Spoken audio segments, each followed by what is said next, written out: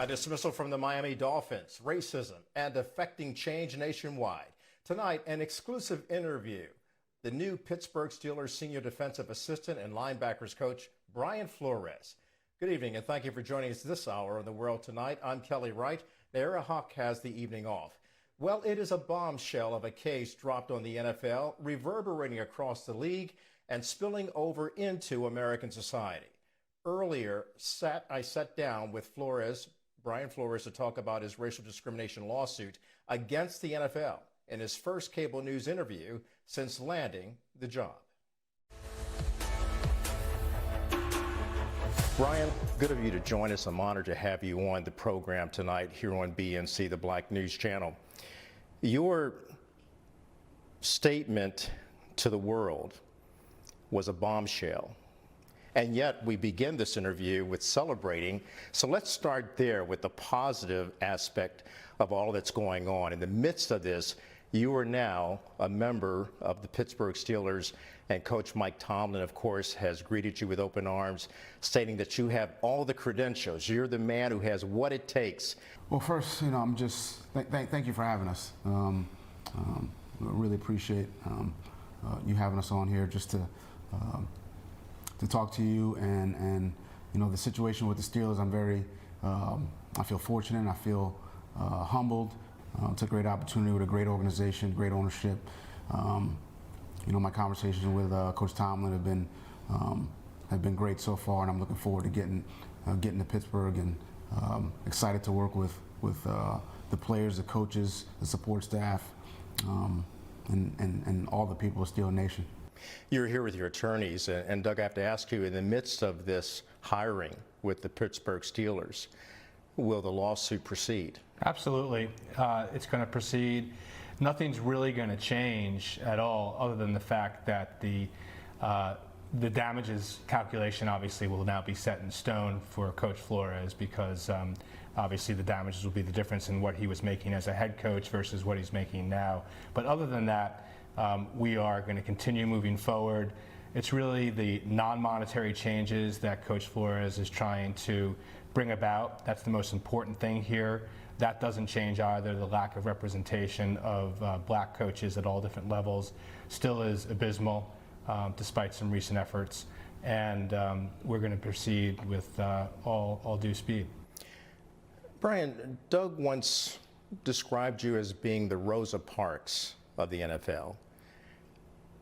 Is it really that serious right now in terms of what you're trying to do to effectuate the changes in the hiring practices of black, talented black head coaches? I would never put myself in, that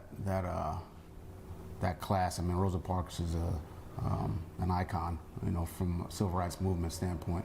But what I will say is, the lack of representation of black minorities, women in leadership positions in the National Football League. Look, the numbers speak for themselves. And I know that there are, very qualified, intelligent leaders of color in the National Football League who can lead a team in executive roles and coaching roles and ownership roles.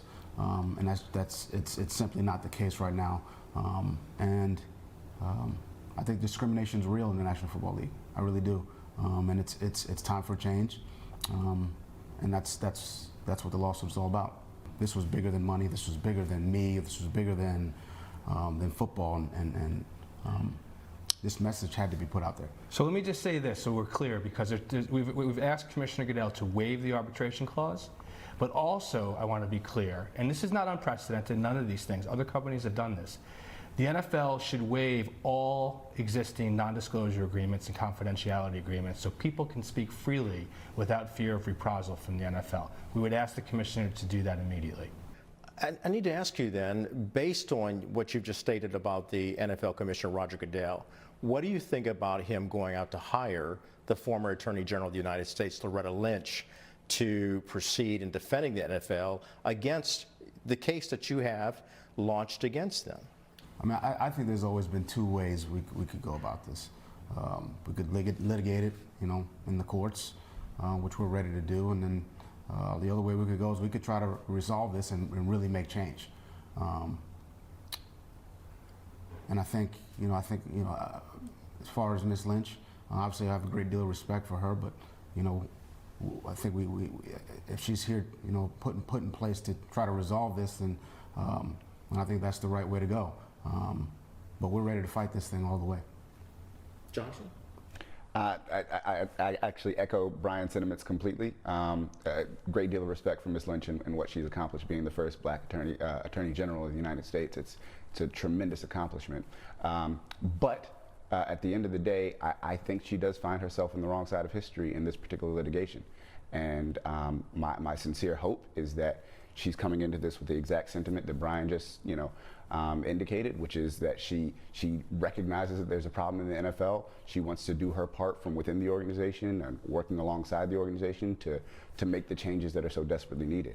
But again, if she has come to fight this, if she has come to litigate this to the nth degree, we're absolutely prepared to do that.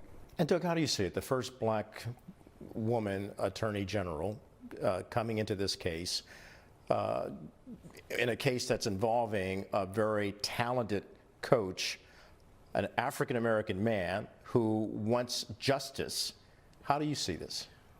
Well, Kelly, you'll remember my former partner, may he rest in peace, Ken Thompson, went on to become the first black district attorney in Kings County, Brooklyn. He and Loretta actually tried the case of Abner Louima, who had been sodomized, a Haitian immigrant here in Brooklyn. And Ken gave the opening statement in that case, and Loretta gave the closing argument. And so I've known Loretta, I've known her through Ken, I've known her through Zach Carter, who also was the U.S. attorney at that point, and other people. I have to say that when she, I hope that she's doing the right thing and she wants to create change, and that she'll do that, use her position and her stature to make sure that the NFL does that. But at the same token, when she joined the law firm of Paul Weiss, she joined a firm that defends companies accused of race discrimination, and she's done that before. And she joined a firm that defends people who are accused of sexual assault and/or rape. So, that was a decision that she made. I agree with Johnson that she would be on the wrong side of history, and it would definitely change, I think, how she's viewed in her career if she were to then defend the NFL and litigate this. But our collective sincere hope and desire, frankly, is that she wants to work with us, not against us, in an effort to make this real change. And then she will look great, I think, doing that, rightfully so. And all of the things that we're talking about would not happen. And when The World Tonight returns, we pick up our conversation with Brian Flores, sharing why it's such a risk for him personally. That's next on The World Tonight. And welcome back to The World Tonight here on BNC. We continue now with our interview with the former Miami Dolphins head coach, Brian Flores, who is in the battle of a lifetime as he fights for not only himself, but other black coaches who both have the right to and should be head coaches in the NFL. Brian, the marginalization is what comes to mind anytime you come up against institutional racism. Do you feel that you were marginalized by the Miami Dolphins and other organizations that you had been in the ring to be considered as a head coach? I think I'm not sure if marginalized is the word I would use. I do feel like in the case of the Miami Dolphins, there were certainly situations that came about that I don't feel that my white counterparts would have had to go through or deal with, or but this is an issue. I mean, I think it's an issue across the league, and I think where we need to create changes at the ownership level, and we need to change the hearts. We need to change the minds of the decision makers, and once we do that, I think we'll get the change we need. Last Thursday, you know that civil rights leaders had a meeting with Roger Goodell. Did he or the civil rights leaders reach out to you and Brian and Johnson to talk about this? Yeah. We want to talk about it? Yeah, sure. Yeah, I mean, we talked to some of the civil rights leaders and heard about those conversations. But I think those initial conversations are, hey, we know this is an issue. We know this is a problem. We're going to do everything we can possibly do to make this change. But what we don't want is fluff or lip service or to use a football term, smoke and mirrors to make it seem like there's going to be actual change, and we're putting things in place to create actual change. But at the end of the day, it's about the final result. Is there going to be action? Is there going to be the final result of making change? At the end of the day, that's what it's about, and putting things in place so that